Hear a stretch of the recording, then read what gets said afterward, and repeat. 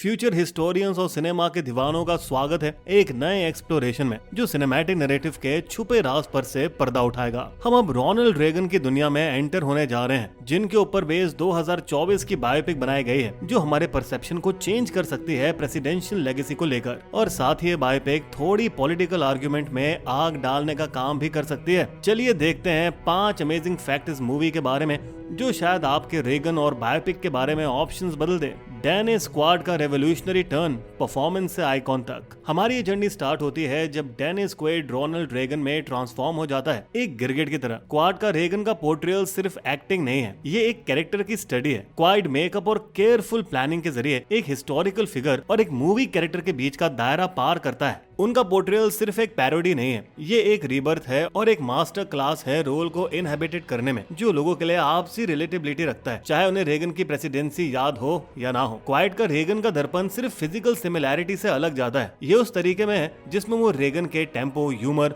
और reflective moments की छवि बनाता है। ये एक लाइव जीता जागता ट्रिब्यूट है उस इंसान को जिसने एक एरा को डिफाइन किया, सिर्फ एक बायोग्राफिकल परफॉर्मेंस नहीं। दूसरा, रेगन की लाइफ का unusual story structure, Russian nesting doll जैसा। अब हम मूवी के विचित्र स्टोरी लाइन स्ट्रक्चर को देखते हैं। रेगन का प्लॉट एक रशियन नेस्टिंग डॉल की तरह सिमटा हुआ है, जो एक औसत लाइनर बायोपिक से अलग है और एक परफेक्ट मेटाफर है कोल्ड वॉर बैकड्रॉप को ध्यान में रखते हुए, जो रेगन की प्रेसिडेंसी का एक मेजर पार्ट था। एक रिटायर केजीबी स्पाई जिसे जॉन वाइट प्ले करते हैं, ये नैरेटिव फ्रेम करता है और रेगन की बायोग्राफी में डीप एंट्री लेता है, ये समझने की कोशिश में कि वो इतना खतरनाक दुश्मन कैसे बना। इस नैरेटिव डिसीजन से मूवी रेगन की लाइफ को अलग पर्सपेक्टिव से एक्सप्लोर करने में सक्सेसफुल होती है, जिसमें उनके कैरेक्टर की कॉम्प्लेक्सिटी को रिवील किया जाता है। रेगन की लाइफ स्टोरी लेयर में अनफोल्ड होती है, जिसमें हर लेयर उनकी पर्सनैलिटी का एक चेहरा एक्सपोज करती है, जैसे व्यूअर उनके इनिशियल सालों से लेकर डिक्सन, इलिनॉइस से हॉलीवुड और फाइनली ओवल ऑफिस तक ट्रैवल करते हैं। ये फॉर्मेट सिर्फ व्यूअर्स को एंगेज नहीं रखती,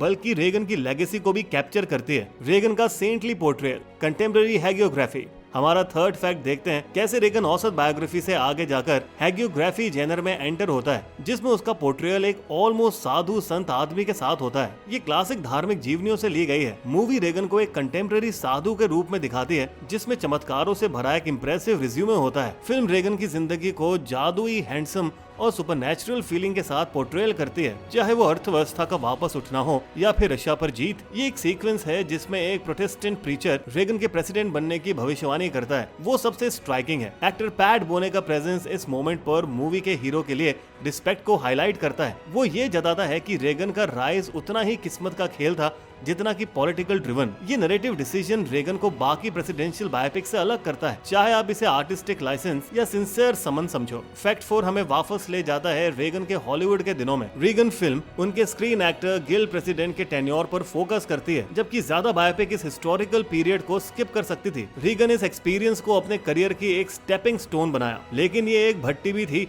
जहां उन्होंने लीडरशिप और कम्युनिकेशन स्किल डेवलप किए, जो उनके एडमिनिस्ट्रेशन को डिफाइन करेंगे। मूवी में रेगन का एसएजी प्रेसिडेंट के रूप में दिखाया जाना एक एक्सपीरियंस के रूप में, जहां उनसे हॉलीवुड बैकलिस्ट के टफ टाइम को संभालते हुए नेगोशिएट करना सीखना और अपने कन्विक्शन के साथ खड़ा रहना पड़ता है। ये विजुअल जरूरी है क्योंकि ये दिखाते हैं कि कैसे रेगन का हॉलीवुड करियर सिर्फ एक बैकड्रॉप नहीं था, बल्कि उनके पॉलिटिकल करियर के लिए एक बेसिस था। ये याद दिलाता है कि रेगन का कैमरे के सामने का टैलेंट उतना ही वैल्यूएबल था जितना कि पोडियम के पीछे वाला टैलेंट। 5वां, heart breaking Alzheimer's disease portrayal, hero का ट्रेजिक डिमाइज। शायद सबसे अजीब फैक्ट ये है कि रेगन मूवी अपने सब्जेक्ट के लाइफ के हार्ड फैक्ट्स को दिखाती नहीं। मूवी में रेगन के हालात को बड़े नजाकत से दर्शाया गया है, उस इंसान की ह्यूमैनिटी पर फोकस करते हुए, ना कि उनके पॉलिटिकल रेपुटेशन पर। यह स्पेशली क्लियर होता है एक दिल पिघला देने वाले सीक्वल में, जब रेगन और उसके आसपास के लोग आखिर में उनके बीमारी की रियलिटी को एक्सेप्ट करते हैं। इन लम्हों में रेगन एक ऐसे इंसान है जो अपनी मोरालिटी के बारे में सोचते हैं रादर देन एक अनस्टॉपेबल कमांडर। मूवी दर्शकों को रेगन की जंग कमजोरी के साइन के रूप में नहीं, बल्कि उनके ताकत के सबूत के रूप में दिखाती है। रेगन के सबसे अच्छे और रिलेटेबल मोमेंट इस वल्नरेबिलिटी में होते हैं, जो एक फाइनेस्ट रिमाइंडर है कि दुनिया जहां के फाइनेस्ट लोग भी हम में से एक हैं। इंस्पिरेशनल म्यूजिक और एक कंटेम्पलेटिव कॉल टू एक्शन। इस दुनिया में जहां हीरोज को फ्रीक्वेंटली साउंड बाइट्स और हेडलाइन तक रिड्यूस कर दिया जाता है, रेगन हमें चैलेंज करता है कि हम इस क्वास के मिथ के पीछे के इंसान को और डिटेल में देखें। चाहे आप हिस्ट्री में इंटरेस्टेड हो, सिनेमा में, या सिर्फ रोनाल्ड रेगन की लेगेसी के बारे में ज्यादा जानने में, इस मूवी में सबके लिए कुछ है। तो अगस्त 30 को अपने कैलेंडर पर मार्क करें और तैयार हो जाए एक फन और एजुकेशनल मूवी एक्सपीरियंस के लिए।